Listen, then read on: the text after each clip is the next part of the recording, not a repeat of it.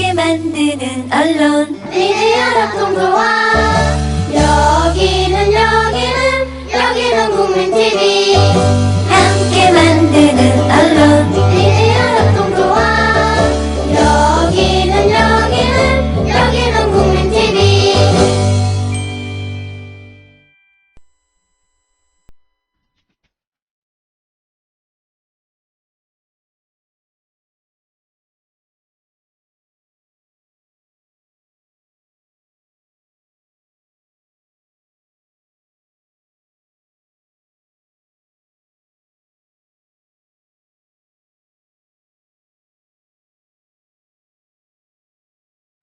노혜경의 그 옆새 10월 27일 시간부터 시작합니다. 오늘은 우리의 그 마왕 신해철이 우리 곁을 영원히 떠난 날이죠. 예, 신해철을 추모하며 어제에 이어서 오늘도 죽은 사람 이야기를 하게 되네요. 오늘은 어제 어떻게 할까 하고 제가 조금 고민하다가 어제에 이어서 울부짖는 빨갱이 박정희의 그 전말, 박정희와 공산주의자라고 얘기하면 결코 빠뜨릴 수 없는 사람이 있죠. 황태성이라고요. 이 황태성이라는 이름을 들어보신 분도 계실 테고 본 적 없는 분들도 계실 텐데 도대체 황태성이 누구일까? 그리고 황태성이 이 박정희와 더 중요하게는 이 남북의 분단사에서 왜 중요한 인물인가, 이런 이야기들을 그야말로 주마간산격으로 조금 해보도록 하겠습니다. 전하는 말씀을 듣고 그렇게 하고 난 다음에 이야기를 이어가도록 하죠. 국민라디오 개국부터 지금까지 쭉 우리 대리운전 1544-941 국민 대리운전, 이번엔 꼭 국민 대리운전을 부르리. 대리 운전은 꼭 국민 대리운전. 공정언론 국민TV와 끝까지 함께하겠습니다. 1544-941 국민 대리운전. 의리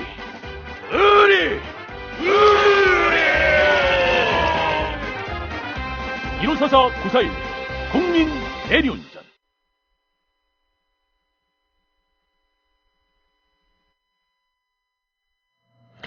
네, 오늘도 대리, 의리 있는 국민 대리를 들으면서 노혜경의 그 옆새 시작합니다. 이 황태성이라는 사람이 도대체 뭐간데 그 황태성 이야기를 하고자 하는가라는 이 말씀을 드리려면 사연이 좀 길어요. 박정희가 공산주의자다라고 하는 이야기가 지금 우리 입장에서 볼 때는요, 저희 세대에게는 굉장히 자명한 사실입니다. 너무나 분명한 사실인데 또 한편 저희들보다 저보다 한 20년 정도 아래, 그러니까 지금 20, 30대에게는 굉장히 생뚱맞은 이야기일 수가 있어요. 박정희는 독재자다라고 하는 얘기를 많이 들었지만 극우 보수들이 그야말로 파쇼적인 사람들이 숭앙하는 전직 대통령 박정희가 공산주의자였다라고 하는 건 한마디로 깨는 이야기거든요. 근데 어제 한홍구 교수의 그 글에서 여러분들께 제가 소개해드린 그 글에서도 잘 이야기되고 있듯이 공산주의자가 맞습니다. 맞습니다. 맞고요. 자, 이 공산주의자임을 드러내게 되는, 그리고 이 박정희가 공산주의자임을 세탁을 해야 되는 사건이라고 할 수 있는 게 바로 이 황태성이라고 하는 겁니다. 황태성이라고 하는 사람은 아주 간략하게 이야기를 하면 원래 대구 경북 지역 상주 사람이었어요. 예, 상주 sa람이었는데 일제시대 때부터 열심히 독립운동을 하죠. 특히 사회주의 계열의 독립운동가였어요.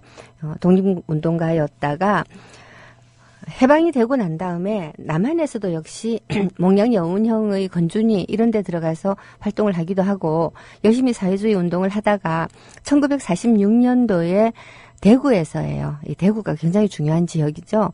대구에서 인민항쟁이 벌어져요. 이름이 좋아서 인민항쟁이지 그때 상황으로 보면 어마어마한 폭동이죠.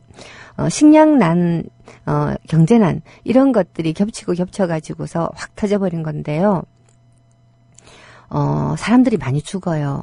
그때 당시에 경찰이 이 인민항쟁을 진압하기 위해서 총을 쐈거든요. 박정희의 형님이 박상이라고 하는 분이 있는데 이분이 이 황태성하고 같이 이남의 사회주의자 3인방이라고 불릴 정도로 아주 대단한 분이었는데 이분도 이때 당시에 총에 맞아서 죽어요. 그리고 이 황태성은 북한으로 넘어갑니다. 월북을 하는 거죠. 46년도에 더 이상 이남에 있으면 안 되겠다라고 생각해갖고 넘어갑니다. 황태성이 박정희를 남로당에 가입할 때 보증을 썼다. 이런 얘기들도 있어요. 이 황태성이 박정희가 군사 쿠데타로 권력을 잡고 국가 재건 최고회의인가요? 예, 거기 의장이 되니까 북한에서 이제 고민해 보는 거죠. 자, 이 인간들이 쿠데타를 해가지고 권력 장악을 했는데 성분이 뭔지를 잘 모르겠는 거예요. 이 사람들의 성분이 뭘까? 분명히 한민당이 집권하고 있었던 4.19 이후의 민주당 정권, 민주당이죠. 민주당 정권을 타도하고 쿠데타를 했으니까 이념적으로 볼 때는 사회주의여야 마땅하나.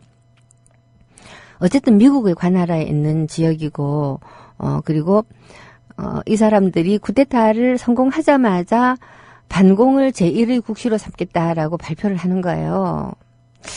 좀 수상쩍다. 그러면서 이제 북한 측에서는 반공을 제1의 국시로 한다라는 말에 그야말로 민족 반역이고 분열 획책이고 어쩌고 하면서 무시무시한 비난을 퍼붓습니다.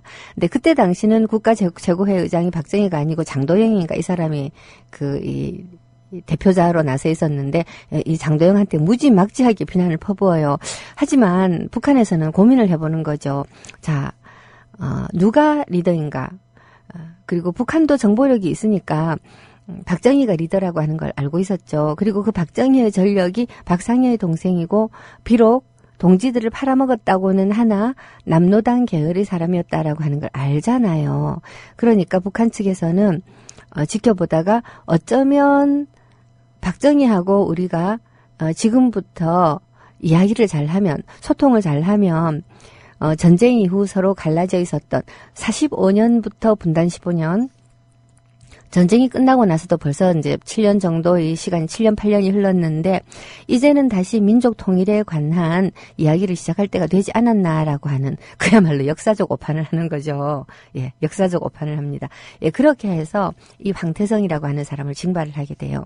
황태성은 무역상 부상이라고 하는 지위까지 이렇게 굉장히 높이 올라간 사람인데 지금 남한식으로 말하자면 외교통상부 차관 정도의 직급이었대요. 예, 그 정도 직급까지 올라가서 굉장히 이제 북한에서 성공한 관료였지만, 이때 남한으로 파견될 당시에는 폐결핵에 걸려가지고 알아 누워 있었던 사람인데 남한으로 옵니다. 어떤 사람들은 황태성이 간첩이었다라고 얘기를 하지만 실제로 간첩이었다라고 하는 거는 중앙정보부가 황태성을 처형하기 위해서 만들어 놓은 명분이고요. 실제로는 북측의 밀사였죠. 제가 이 황태성 이야기를 조금 하고는 싶은데 정본이 될 만한 이야기를 찾기가 굉장히 어려웠어요. 그 RISS라고 있어요. 국가 정보 포탈인데요. 학술 정보 포탈.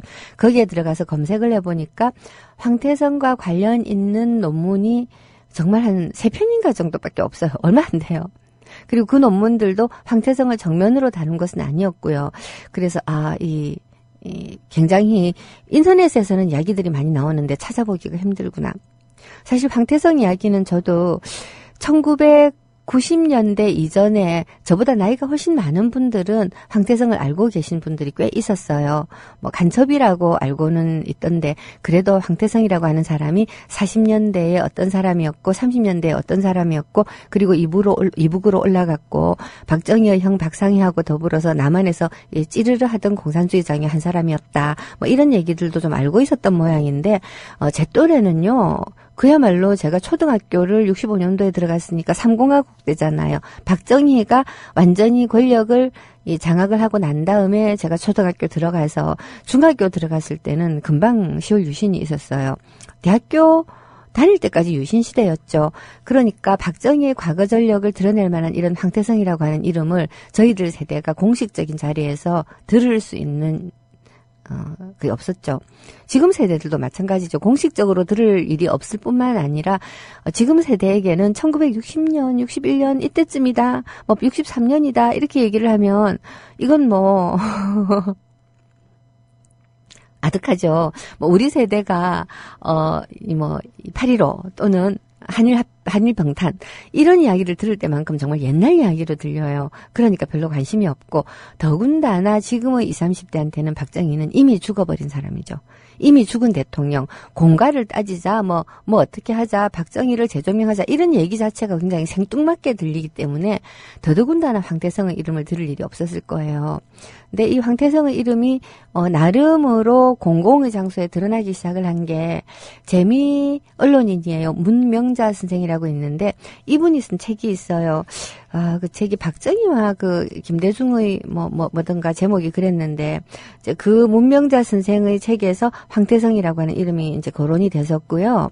그리고 2000년대 들어가지고 이제는 말할 수 있다라고 하는 MBC 프로그램이 있었어요. 정말 우리 과거사의 비극들을 하나하나 조명을 했었는데요. 그때 바로 이 황태성에 관한 이야기가 한번 다뤄진 적이 있었죠. 자, 그러니까 얼마나 잊혀진 사람이겠습니까? 이 황태성 사건은 중앙정보부가 61년도에 국가 재건회의인가 최고회의인가 거기에서 법을 만들어 가지고서는 창설을 하고 김종필이 정보부장이 되는데요. 그 중앙정보부가 최초로 만들어낸 공안 사건이라고 할 수 있습니다. 이 중앙정보부는 그 뒤로도 인혁당 사건이라든가 인혁당 재건이 사건이라든가 또 얼마 전에는 그 왜 제일동포가 아니라 탈북자 유호성 씨 간첩 사건 조작에 이르기까지 수많은 공안 사건들을 만들어 가지고서 우리 그 나라를 굉장히 이데올로기적으로 경직되게 만들고 그 경직성을 통해서 사람들을 획일적으로 지배하려고 하는데 굉장히 획책을 많이 했던 조직인데 이 황태성 사건이 아마 이 중앙정보부의 흑역사의 시작이 아니었나 하는 생각이 듭니다. 그 황태성 참 박근혜 대통령 깨없어 효도하느라고 그 박정희 가족사를 화려하게 복원한 교과서를 만들고 싶어 하잖아요. 실제로 거기에 친일 미화를 할지 어떨지는 모르겠지만 박정희의 5.16이 혁명으로 들어가고 막 이런 식으로 될 거라고 하는 건 누가 봐도 알아요. 그리고 어제 들켰잖아요. 그 교과서 TFT 팀. 이런 팀들에서 이미 교과서 다 만들어 놓고 있어요. 만들어 놓고 좀 그럴싸한 이름이 있는 학자가 집필진으로 참여하겠다라고 하는 순간 이 교과서가 나오게 되는 거예요. 무슨 교과서를 1년 만에 만들 수 있겠어요? 이미 다 써놓은 거지. 박근혜가 그런 걸 하고 싶어 한다는 거는 대통령 될 때부터 누구나 다 알고 싶어 했으니까 정말 이게 알아서 기는 사람들이 한 건지 아니면 본인이 직접 지시한 건지는 세월이 지나면 밝혀지겠지만 그러나 이미 만들어져 있는 교과서 속에 그 박정희의 공산주의자 경력은 아마 없을 겁니다. 본인이 자기 아버지를 미화하고 싶어 할수록 아버지의 치부가 백일하에 드러나는 건 이게 정말 인생사의 진리 같아요. 김무성도 마찬가지잖아요. 자기 아버지는 독립투사였다. 이딴 소리를 말해요. 그 바람에 내 아들이 야스쿠니 신사에 어쩌고 하면서 이런 헛소리를 했다라는 경력도 막 밝혀지고 끔찍한 거죠, 한마디로. 저는 이 친일이라고 하는 게 일종의 원죄가 되고 있다는 생각이 듭니다. 아버지가 친일을 하는 바람에 자식이 좋은 대학도 가고 사실 포실하게 잘 크고 구김살 없이 잘 컸어요. 근데 자식이 그렇게 구김살 없이 잘 큰 거를 우리가 뭐라고 욕하는 거 아니잖아요. 우리가 비난하고 싶은 것은 그 아버지의 행적을 미화하고 자기가 물고 태어난 금수저가 자기의 당연한 어떤 토대라고 주장하는 그것이 말이 안 된다라는 거죠. 내가 우리 역사에 무지무지하게 비치고 있는 사람이고 우리 아버지가 친일 또는 우리 할아버지가 친일한 덕분에 그 빚이 무지무지하게 많이 늘어났구나. 그렇다면 이 빚을 갚기 위해서 내가 정말 겸손하게 이 과거 역사를 반성하고 다시는 그런 일이 발생하지 않도록 노력을 해야 되겠다라고 하는 친일파 자손들도 많아요. 네가 친일파 자손이지라고 우리가 얘기할 때는 그 사람이 그런 친일의 과거를 자랑스럽게 생각하고, 난 권력 있었어. 난 의시되고 잘 살았어. 나는 뭐 거렁뱅이 아니야, 무지랭이 아니야. 나는 고급 레스토랑 가서 이렇게 칼질하면서 컸어. 이런 거를 자기의 너무나 당연한 자랑거리로 여기는 인간이기 때문에 너 친일파 자손이잖아라고 우리가 손가락질 하는 거잖아요. 친일 그 자체가 잘못된 것이죠. 잘못된 것인데 그것이 잘못된 것이 아니다라고 강변하는 순간 나의 오늘의 삶도 잘못되기 시작한다라는 거. 바로 그것 때문에 네가 친일파 자손이지라고 우리가 얘기하는 거지. 저가 아버지가 친일한 것이 부끄러운 자식한테도 우리가 뭐 상처에 소금 뿌릴 일 없잖아요. 그런 사람한테는 오히려 그렇게 얘기하겠죠. 뭐 가슴 아프긴 하지만 그건 너가 아버지 일이고 니하고 무슨 상관이냐. 우리가 그렇게 얘기하겠죠. 김무성은 지금 바보 같은 거예요. 굉장히 바보 같은 거예요. 아버지가 친일파가 아니었으면 좋겠다라고 하는 마음은 이해해요. 왜냐하면 그도 민주화운동 출신이니까. 그러나 아버지가 친일파였다라고 한다면 괴롭다. 그리고 그 아버지의 혜택을 받아서 내가 오늘날까지 왔다. 그러나 나는 아버지처럼 어떤 권력이 나를 굴종시켜서 민중을 배반하라라고 하는 장면이 있을 때 나는 아버지처럼 그렇게는 안 하겠다. 내 자식한테 밥숟가락을 입에 밥을 못 넣어주는 한이 있어도 나는 맞서서 싸우겠다. 그리고 그렇게 살아왔다. 라고 말할 수 있었다면 얼마나 멋있었겠어요. 근데 그게 아니잖아요. 이야기가 왜 갑자기 김무성한테로 갔죠? 네, 죄송합니다. 제가 하고 싶은 얘기는 그래서 박정희의 흑역사가 밝혀지기 시작하는데 그 흑역사의 한복판에 있었던 것이 바로 이 황태성이라고 하는 이름이다. 라고 하는 거죠. 자, 오늘이 신청곡이 하나 있습니다. 먼저 있습니다. 신해철 오빠 곡을 먼저 트시겠지만요 하셨는데 맞습니다. 제가 오늘 준비한 곡은요.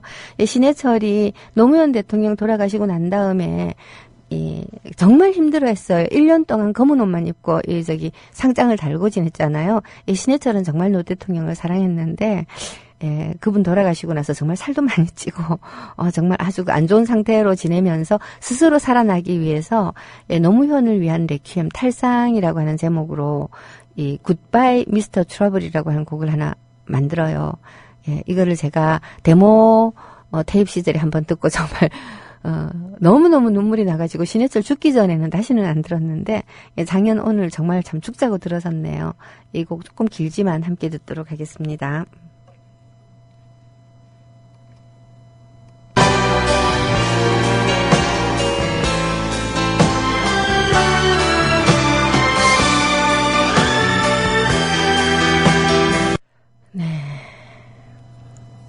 참 슬프죠. 이 노래 가사에서 산 사람 살아야 하는 거겠지라고 하는 대목이 정말 너무너무 좀 슬프고 저절해서 아주 그냥 듣기 힘들었는데 그 마왕이 우리한테 이런 노래를 남기고 가버렸군요. 다시 황태성으로 돌아가가지고요. 사실 이 황태성이라고 하는 사람 한 사람만으로도 굉장히 흥미진진합니다. 굉장히 흥미롭고 이 사람의 삶이라고 하는 게 남북한이라고 하는 그 이데올로기적으로 분단되어 있는 하나의 조국에서 남쪽에도 속하지 못하고 북쪽에도 속하지 못하고 으스러져 버린 그러한 한 훌륭했던 정말 빼어났던 영혼들의 이름 가운데 하나라고 생각이 돼요. 제가 그 엽세에서 북한 이야기를 하면서 임화, 백석 이 두 사람을 집중적으로 한 주씩 다뤘잖아요. 사실 그 사람들은 북쪽을 선택했던 사람이죠. 북쪽의 조국을 선택했던 사람이지만 북에서도 살지 못하고 백석은 물론 그 천수를 누리기는 했습니다만 시인이 시 한 편 발표하지 못하고 평론가가 글한 줄 쓰지 못하고 농장에서 양을 치면서 근한 30년 세월을 침묵 속에 살아야 했다라고 하는 건 그건 죽은 거죠. 임하는 아예 총살을 당했고요. 자, 이렇게 남에서 북으로 갔지만 북에서도 결국은 퇴출되어 버리는 그러한 사람들, 어디에도 갈 곳이 없어진 사람들이 우리 역사에는 의외로 굉장히 많죠. 지금 2010년대를 살고 있는 우리들도 어떤 여의치 못한 혼란이 발생을 해가지고서 갈 곳 없는 영혼이 되어버리지 말라는 법도 없어요. 그런 것들을 생각해보면 이 사람들의 삶이 저는 너무 슬프더라고요. 그래서 이렇게 남에도 북에도 다 버림받고 잊혀진 사람들을 이야기를 하고 싶은가 봅니다. 임화나 백석은 그래도 그들이 남긴 문학이 있었어요. 그래서 그 문학을 아깝게 생각한 사람들이 후대에 복원을 합니다. 남쪽에서. 북쪽에서도 아마 임화가 복권되기는 굉장히 쉽지 않을 거예요. 하지만 백석은 알 수가 없어요. 백석은 북쪽에서도 장차 김소월 뜨듯이 훌륭한 시인이었다라고 뜨지 말라는 법도 없고요. 그렇습니다. 그러나 이 황태성은 남쪽에서도 완전히 은폐된 사람이고요. 북쪽에서도 지워져 버렸습니다. 북쪽에서 황태성을 김일성의 밀사로 박정희에게 보내겠다라고 생각할 때는 말씀드렸다시피 박정희 가계와 이 황태성의 굉장히 긴밀한 관계. 어느 정도로 긴밀했냐면 박상희의 중매를 선 것이 이 황태성이었고요. 그러니까 박정희의 형수를 황태성이 소개를 했다라는 거죠. 이 소개해서 이 박상희하고 이 조규분이라고 하는 여성 독립운동가였는데요. 이분하고 사이에 태어난 딸이 박영옥이고 이 박영옥이 김정필의 와이프예요. 그러니까 얼마나 긴밀한 관계예요. 이런 긴밀한 관계가 있는 사람을 박정희를 만나라라고 내려보낼 때는 나름 김일성도 남한하고 대화를 하고 싶었던 거죠. 중요한 건 북한에서는 박정희가 여전히 공산주의자인지 전향 또는 배신을 했는지 또는 변절을 했는지 이런 것들에 대한 정보가 명확하지 않았다는 것이고요. 일단 만나서 얘기를 해보자라고 해요. 그래서 이 황태성이 내려옵니다. 내려왔는데 만날 수가 없는 거예요. 박정희를. 사실 그게 쉽게 만나지겠어요? 박정희를 만나게 해달라고 조기분한테 찾아갑니다. 그러니까 박정희의 형수니까 형수는 박정희하고 연이 닿지 않겠냐 싶어서 찾아가지만 이 조기분이 깜짝 놀란 거예요. 북쪽에서 사람이 왔잖아. 그래가지고서 뭐 허둥지둥 하다가 정보부에다가 얘기를 하는 거죠. 그래서 정보부가 황태성의 신원을 확보하게 되죠. 그때부터 그야말로 이제 비극의 역사가 시작이 되죠. 이 황태성이 처음부터 감옥에 가 있었던 건 아닌 것 같고, 뭔가 이렇게 중앙정보부의 관할하에 들어가게 되는데, 여전히 박정희는 이제 못 만나고 있는 사이에, 그 미국이 황태성이 남쪽에 와 있다는 그 사실을 알게 되는 거죠. 그리고 실질적으로 황태성의 비극은, 박정희가 군복을 벗고, 대통령 선거에 출마하면서 윤보선 대통령 후보 쪽에서 사상 논쟁을 일으킵니다. 말하자면 북쪽에서 사람이 와서 이 박정희를 만나려고 한다라고 하는 건 박정희가 여전히 사상적으로 공산주의자라는 뜻이잖아요. 그렇게 판단이 되잖아요. 그러니까 박정희의 전력을 끌고 나와가지고 어제 말씀드렸다시피 사상 논쟁을 통해서 박정희를 굉장히 공격을 합니다. 너는 한마디로 말해서 공산주의자야. 그래서 공산주의자 박정희를 기대하고 표를 찍어준 사람들에 의해서 박정희가 대통령이 되는 거죠. 그러니까 좌익 성향이 있는 유권자들이 조봉암을 찍었던 유권자들이 박정희에게 표를 줘서 박정희가 당선이 되었다고 중앙정보부가 분석을 했다고 하는데, 자, 이 이야기는 여러 가지 의미가 있습니다. 어제도 말씀드렸다시피 실제로 특히 이제 호남 지역에서 박정희에게 표가 많이 나왔는데 호남 사람들이 실제로 좌익이라서 그런가? 저는 호남 사람들이 보도연맹 사건도 있지만 북한군이 점령했던 지역이잖아요. 이 점령했던 지역에서 다시 북한군이 퇴각하고 난 다음에 남아있었던 것은 어떤 일들이냐. 엄청난 소탕과 부역자 색출과 보복과 학살이죠. 많이 알려져 있지 않지만 소위 수복된 지역에서 일어났었던 부역자 색출과 학살은 정말 무시무시했었고, 그 서북 청년단이라고 하는 살인마 집단, 정말 이 사람들이 인간도살꾼인데요. 이 인간도살꾼 집단의 이 흉악했던 일들을 지금도 입 밖에 내기를 두려워하는 노인들이 많이 계시죠. 이 사람들이 좌익이 대통령이 된다면 우리의 이 숨겨졌던 고통과 그 처절했던 시간들이 어쩌면 한풀이가 되지 않을까, 해원이 되지 않을까라는 그런 기대를 했을 수 있습니다. 근데 어쨌거나 간에 이렇게 엄청난 이 사상 공격을 받으면서 이 대통령 선거전을 치러야 했던 박정희에게 황태성이라고 하는 존재, 즉 북쪽에서 밀사가 내려와서 박정희를 만나려고 했다라고 하는 건 굉장히 치명적이지 않겠습니까? 예, 그래서 국정원 안기부 중앙정보부에서는요, 굉장히 서둘러서 이 황태성을 간첩으로 만듭니다. 굉장히 서둘러서 간첩으로 만들어요. 그래서 재판에 붙여서 전격적으로 사형을 시켜버리죠. 예, 제가 이렇게 기록을 이렇게 살펴보니까, 재심을 청구했는데, 재심이 받아들여졌을 때는 이미, 재심이 기각이 됐어요. 기각이 될 때 이미 황태성은 죽고 없더라. 이런 말도 안 되는 상황까지 갔었더라고요. 박정희가 죽인 사람 가운데, 가장, 우리가 기억해야 될 이름을 셋을 얘기를 하라고 한다면, 민족일보 사장이었던 조용수, 그리고 사상계의 대표였던 장준하 선생, 그리고 바로 이 황태성이 아닐까 싶습니다. 황태성이 죽었다라고 하는 건 어떤 의미냐? 김일성이 박정희가 사상적으로 자기들하고 통한다. 김일성이 그래도 남쪽의 수반이 될지도 모르는 권력자가 될지도 모르는 사람인데 저 사람이 사회주의자이니까 내 밑에 들어오겠지라고 생각했을 거라고는 보지 않습니다. 다만 우리하고 사상이 같으니까 서로 사회주의 체제라고 하는 이 안에서 서로 뭔가 통하는 바가 있을 테니 이제는 전쟁 없이 통일을 서로 얘기할 수 있지 않을까라는 기대를 했다는 거죠.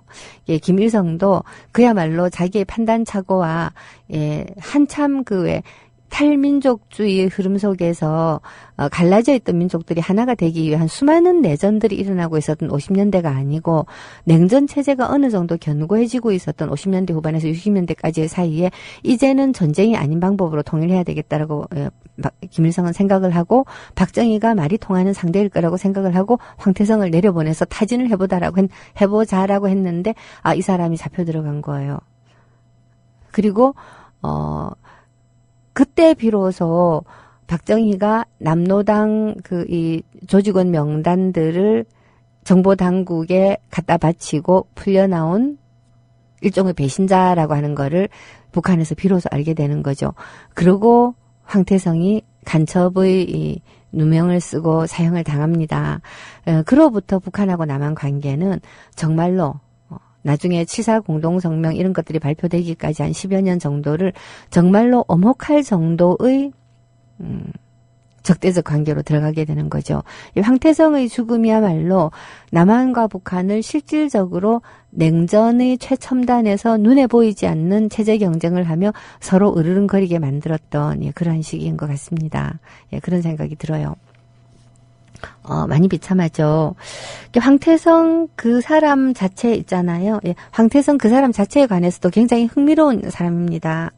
흥미로운 사람인데 이 사람에 대해서 제가 박정희 좌익 이야기를 하려면 황태성 얘기를 안 할 수가 없는데 하고 어제 자료를 실실 찾다가 정말로 이건 저는 노혜경의 그 엽세 청취자들을 위해서 누군가가 영적으로 도와준 거다라는 생각이 들 정도로요. 책이 한 권 제 앞에 왔어요. 아직까지 서점에 나오지도 않은 따끈따끈한 신간이에요. 예약 판매 중인 책인데 어제 딱 재본소에서 나왔다라고 하더라고요. 제목이 그렇습니다. 박정희 장군 나를 꼭 죽여야겠어. 황태성의 말이죠. 박정희 장군 나를 꼭 죽여야겠어. 박정희와 황태성이 어떤 관계입니까? 정말 황태성은 박정희의 멘토였다라는 말을 들을 정도로 형 박상희와 더불어 박정희를 지도했던 사람인데 나를 꼭 죽여야겠어. 이 책 제목이 이렇습니다. 이게 이제 황태성에 관한 책인데요. 부제가 한국 현대사의 미스터리 황태성 사건의 전모인데 황태성이란 어떤 사람인가에서부터 그 사건 황태성이 북에서 내려오고 그 중앙정보부에 접촉이 되고 수사를 받고 결국은 사형에 이르기까지의 전말이 아주 소상하게 그려져 있고요. 그리고 그 사이에 이렇게 남북한의 관계들 같은 것들도 곁다리로 많이 그려져 있는 굉장히 좋은 책인데 제가 급해서 박정희와 황태성 부분만 읽었습니다. 여러분들께 이 책을 꼭 권해드리고 싶어요. 나중에 제가 링크 시켜놓을게요. 꼭 권해드리고 싶어요. 자, 어쨌거나 이렇게 해서 황태성이 죽으면서 박정희는 자기 자신의 사상을 완전히 세탁할 필요성을 정말 많이 느끼는 거죠. 황태성을 간첩으로 몰아서 죽였다라고 하는 거는 이제 나는 반공을 국시로 삼고 북한하고 적대하겠다는 선포나 마찬가지이고 북한도 그렇게 받아들이는 거죠. 그랬습니다. 자, 자, 두 번째 곡으로는요, 화요일에 비가 내리면, 오늘이 화요일인데 비가 내렸죠. 지금 개이고 있습니다만, 예, 화요일에 비가 내리면을 들려드리도록 하겠습니다. 예, 누가 신청하셨더라? 잠깐만요. 신청자가 누군지 지금 눈이 가물가물하네요. 바보원주님이시네. 맞아, 죄송합니다. 예, 화요일에 비가 내리면을 들으면서, 예. 네, 박미경의 음성으로 들으셨습니다. 화요일에 비가 내리면. 예, 비가 조금씩 개이고 있습니다. 오늘 박근혜 대통령의 시정연설이라는 게 있었죠? 예, 있었습니다. 무슨 소리 했는지는 잘 모르겠습니다만은, 예, 그 생각이 듭니다.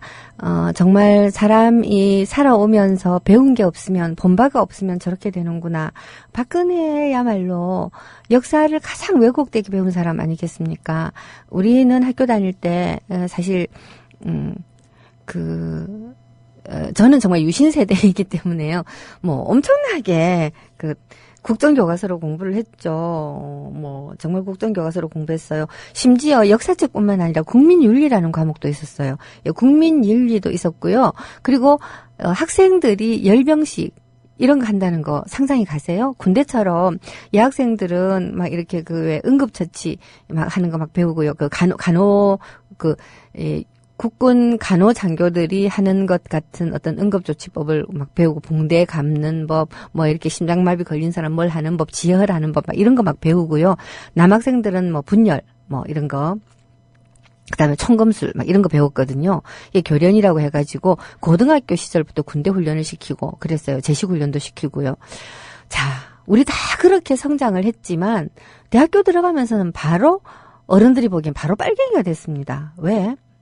역사라고 하는 게 숨긴다고 해서 또는 하나만 가르친다고 해서 하나만 알게 되는 게 절대 아니거든요.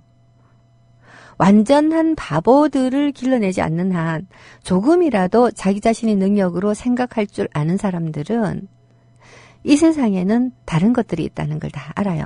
아무리 가둬놓고 아무것도 가르치지 않고 하려고 해도요. 무슨 늑대 인간으로 키우지 않는 한, 늑대 소년이죠.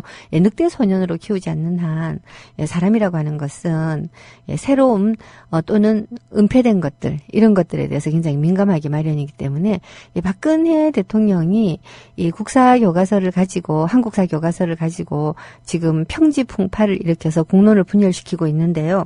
지금 한번 봅시다. 중고등학생들부터 정말 은퇴하신 지 한참 된 원로사학자, 심지어 이명박 때의 국사편찬위원장 이런 분들까지 나서 가지고 국정화 교과서 안 된다. 단일 교과서 안 된다. 어떻게 역사를 그런 식으로 필요한 부분만 발췌해 가지고서는 강요하려고 하느냐, 말도 안 된다라고 하고 있잖아요. 솔직히 이거는 여야의 싸움이 아닙니다. 여야의 싸움이 아니고 양식 있는 대부분의 국민들과 정말 일부 박정희와 박근혜를 추종하는 일부 머리가 돌처럼 단단한 분들과의 싸움이기 때문에 승패는 벌써 결론이 났어요. 여기서 더 밀어붙일 때 과연 1979년 10월 16일이라든가 1987년 6월 10일 같은 어떤 거대한 시민들의 항쟁이 터지느냐 안 터지느냐의 문제일 뿐 이미 사람들이 마음속에서는 너는 끝났어 가 되어버린 거죠. 그리고 이건 아마 이 박정희가 결코 바란 적 없이 박정희가 뿌려놓은 유산이라고 생각을 합니다. 이게 박은 자기 어떤 사상 논쟁을 어렵게 견디고 권력을 잡았고 그리고 또 나름으로는 공산주의자가 될 수 있었던 나름의 개혁 성향도 조금은 안 있었겠습니까? 젊었으니까요. 이 젊은 피가 끓잖아요. 민중을 위해서 이 한 몸 바치리라. 자, 그래서 나름 잘하려고 노력했던 것도 또 한 사실입니다. 한편으로 엄청난 권력의 욕망과 힘을 가지고 싶다라고 하는 생각 때문에 너무나 수많은 무리들을 쓰고 이 한일 약간 굴욕적인 한일 조약이 협약이죠. 예, 저는 이름도 지금 제대로 기억을 하지 못합니다. 한일 관계를, 나름 국교를 다시 트면서, 돈을 받아가지고서, 그거를 경제 개발의 밑돈으로 썼다고는 하지만, 또 한편으로는, 박정희 주변의 사람들이 우리 사회의 재벌 집단이 되게 만드는데도 되게 많이 기여했죠, 그 돈이. 이런 굉장히 탐욕스럽고, 이 권력지향적이고, 물욕스러운 이런 면모와 또 한편으로는 나름 국가와 민족을 위해서 이 한 몸 바치리라고 하는 어떤 그런 종류의 정열에 들뜬 마음도 있고 해가지고요. 어제 제가 말을 하다가 막 너무 바빠갖고 얼렁뚱땅 했는데 그린벨트 같은 거, 그리고 그 의료보험제도, 그리고 무상교육, 의무교육 실시, 고등학교 평준화, 중학교 고등학교 평준화, 이런 것들은 굉장히 중요한 정책이에요. 사실 그러한 정책들은 굉장히 사회주의적인 정책이고 북한과의 체제 경쟁 속에서 우리 남쪽의 민중들이 덤으로 얻어낼 수 있었던, 또는 덤이라고 말하면 실례겠네요. 남한의 민중들이 강렬하게 저항하는 힘들이 이것들에 대해서 일정한 수준 뭔가를 베풀지 않으면 체제 경쟁에서도 패배할 뿐만 아니라 김일성에게도 패배할 뿐만 아니라 자기의 권좌 자체가 위태롭다라고 하는 거를 감지한 박정희의 양보일 수도 있습니다만은 어쨌든지 간에 이런 굉장히 사회주의적인 정책들을 의외로 굉장히 많이 폈어요. 그리고 박정희의 국가 경제 유지하는 방법은 거의 스탈린하고 비슷해요. 국가의 계획 경제였거든요. 그러니까 우리가 명분상으로는 사회주의자가 아닌 사람, 반공을 제일 국시로 하는 사람에게 삼공화국가 유신시대를 통치를 당했지만 실질적인 내용은 보면 국가 사회주의자였던 거예요. 다만 실제로 사회주의는 굉장히 아름다운 명분을 많이 내걸고 있습니다. 그 아름다운 명분을 내걸고 어떤 특정 인물이 권력을 잡게 되면 독재로 간다라는 거는 스탈린도 증명을 했고 김일성도 증명을 했고 유고의 또 티토 이런 인간들도 있고 많습니다. 차우체스쿠, 티토가 아니라 차우체스쿠 이런 인간들도 있고, 권력을 잡으면 바로 독재자가 되더라는 건 모택동도 보여줬고, 이거는 사회주의 그 자체에 내재한 어떤 종류의 결함이기도 하고 굉장히 한 사람에게 권력 집중되기 쉬운 구조거든요. 또 한편으로 보면 인간의 탐욕이 저절로 그런 쪽으로 몰려가고 제도를 왜곡시킨다라고 할 수도 있는데,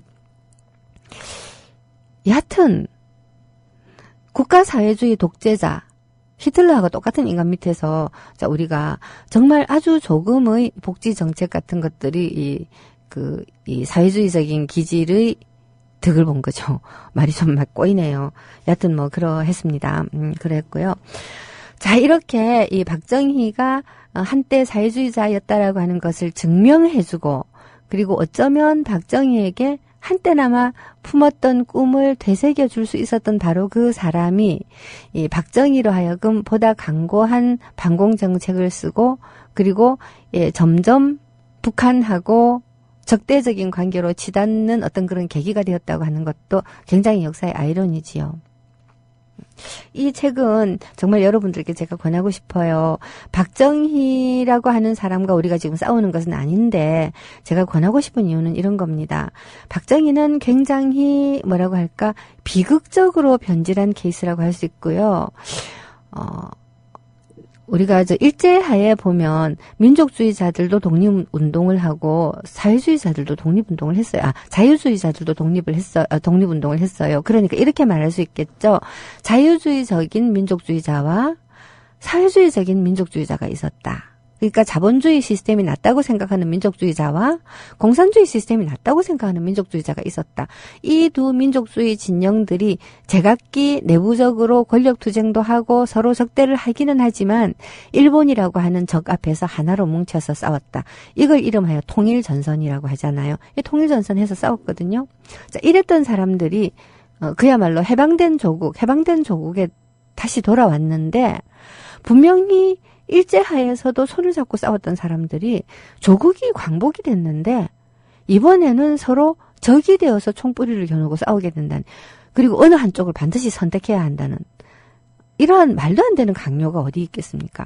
우리 민족의 이 분단의 비극이라고 하는 건 정말 강요된 거고 가장 나빴던 운명이에요. 가장 나빴던 운명. 그리고 이러한 운명으로 말미암아서 얼마나 많은 사람들이 죽어갔었는지를 생각해 보면요. 아까 제가 이렇게임을 들려드렸는데 아침에 듣기엔 너무 무겁다라고 하셨지만 노무현이 마지막으로 죽은 바로 그 사람이기를 저는 바라요. 앞으로는 죽는 사람은 없었으면 좋겠어요. 살아서 어떠한 포부, 어떠한 이념, 어떠한 생각으로라도 우리가 함께 살고 있는 공동체를 좀 더 행복하고 좀 더 드높게, 좀 더 훌륭하게 만들어낼 수 있는 그러한 생각들이 서로 각축하는 그러한 대한민국이 되었으면 하는 바람이 굉장히 큽니다. 자, 이 황태성 이야기를 엄격하게 말하면 황태성에게 제가 초점을 맞춘 것이 아니기 때문에 여전히 이 책 박정희 장군 나를 꼭 죽여야겠소를 한번 꼭 권해드립니다. 박정희에 대해서도 알 수 있고 우리의 역사의 어떤 변곡점, 역사의 변곡점에 대해서도 이해할 수 있고요. 사실 우리 역사의 변곡점은 1953년도에 우리가 전쟁을 휴전을 했지만 바로 이 박정희의 당선으로 말미암아서 남북한은 어떻게 보면 진짜 영원히 분단된 거죠. 영원히 다른 나라가 되어버렸습니다. 다른 국가. 다른 국가를 향한 걸음을 떼게 만들었던 바로 그 계기가 되는 사람이 황태성 그의 죽음이었고요. 이 사람은 밀사였습니다. 밀사를 죽인다라는 건 무슨 뜻이겠습니까? 전쟁터에 밀사가 왔는데 밀사를 죽이겠다라고 하는 건 난 너하고 싸울 거야. 전쟁할 거야. 라는 선포죠. 예, 그렇게 선포를 했었던 것입니다. 이 황태성이라고 하는 사람은 우리 민족주의적 공산주의자의 전형적인 인물 가운데 한 사람이고요. 이러한 사람들이 남에서도 삭제되고 북에서도 삭제되는 그 수가 너무나 많았다라고 하는 것. 이게 정말 우리 민족사의 비극 아니고 뭐겠습니까? 한 사람 한 사람 되살려내었으면 한 마음 꿀떡 같아요. 비록 북한으로 넘어갔다라고 하나 최소한 북쪽에서 호의호식하고 잘 먹고 잘 살았던 사람들 말고 북에서 쓸쓸하게 최후를 마친 사람들만이라도 남쪽에서 모두 훈장투사하고 모두 한 사람도 빠짐없이 모두 해줬으면 하는 마음이 듭니다. 자, 시간이 이렇게 조금 남기는 했죠. 예, 진실찾기님 게시판 가겠습니다. 진실찾기님께서 전국민 의료보험 실시는 노태우 때 실시되었는데 6월 항쟁의 결실이었다고 말씀하셨어요. 맞습니다. 그리고 그 전국민 의료보험 실시 말고요. 왜 저기 의약분업 그리고 또 그 의료보험 통합, 보험 통합 이런 일들이 그 뒤에 계속해서 일어났고 많은 저항이 있었지만 지금 어쨌든 우리나라의 의료보험 제도는 무지무지하게 훌륭한 제도죠. 네, 훌륭한 제도입니다. 이런 제도들이 그 뒤에 계속해서 자유주의자들이 정권을 잡고 그리고 분명히 우리 사회는 은근히 친일파가 득세하고 있는 것도 맞지만 그럼에도 불구하고 이런 어떤 사회주의적인 성격을 지니고 있는 정책들이 계속해서 이어져 오고 있었다는 것은 굉장히 좋은 일이라고 생각합니다. 이명박 때 그토록 민영화하고 싶어 했으나 모든 것을 그러나 우리 국민들이 이런 부분에서만큼은 정말 저항을 하고 있죠. 이명박 때 의료보험 민영화하고자 하는 그 끈질긴 노력이라든가요. 또 여러 가지 어떤 망산업, 철도, 수도, 전기, 전화는 이미 많이 민영화가 됐지만은 이런 망산업들을 민영화하고자 하는 그 끈질긴 시도에 경제적으로 우리 국민들이 정말 저항을 잘했다면 이제는 사상적 저항을 하고 있습니다. 우리가 사회주의 하자는 거 아니잖아요. 이 자유민주주의를 우리도 지키자는 건데 자유민주주의의 가장 핵심적인 것, 자기들도 말하잖아요. 다양성을 확보하기 위해서 국정교과서가 있어야 된다는 이런 정말 참 돌대가리 같은 소리들이나 하고 있는데요. 자유민주주의의 핵심은 개인의 자유를 국가가 침해하지 않는 겁니다. 개인이 어떤 생각을 하든 그 생각이 현실적으로 사회에 분란을 일으키지 않는다면 어떤 생각을 하든 상관없다라는 거 아니에요. 예, 그게 자유주의의 핵심이고 그런 이 개인의 자유와 그리고 개인의 사유재산, 그래서 이 민주주의 시스템이 사유재산을 그렇게 되게 중요하게 생각하는데 정당하게 획득한 사유재산에 대해서는 국가가 보호를 해야 된다고 생각하죠. 자, 이런 점에서도 분배에 관해서 이야기하는 사람을 자꾸만 사회주의자로 몰아붙이는데 이거는 우리나라 국민들이 같이 번 돈이에요. 같이 번 돈인데 누구는 많이 가져가고 누구는 적게 가져가고 네가 정말 그 정도로 많이 가져갈 만큼 기여를 했냐 안 했냐를 우리가 지금 따져본 적이 없어요. 그러니까 제대로 분배하자, 기본소득하자, 복지국가하자 이런 말들은 사회주의 시스템의 문제가 아니고 자유민주주의의 제대로 된 집행을 위해서 사실은 더 필요한 거죠. 박정희 얘기해서 옆으로 많이 샜는데 더 노래 틀어드릴 시간은 없고요. 이제 오늘 마쳐야겠습니다. 자, 내일은 할 수 있으면 장준하 선생 얘기를 조금 해볼까 하는데요. 오늘 준비해보고요. 안 되면 노래 듣죠. 자, 내일 뵙겠습니다.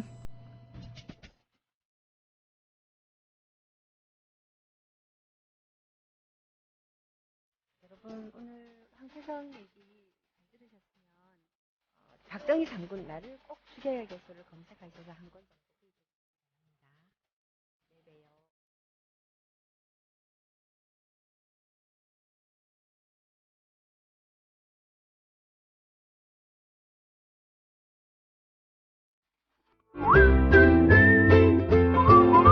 국민라디오 팟캐스트 응원하는 가장 쉬운 방법 아시나요? 다운로드하기, 별점 주기, 댓글 달기, 구독하기. 국민라디오 팟캐스트 널리 알리는 가장 쉬운 방법. 다운로드하기, 별점 주기, 댓글 달기, 구독하기. 기억하세요. 다운로드하기, 별점 주기, 댓글 달기, 구독하기.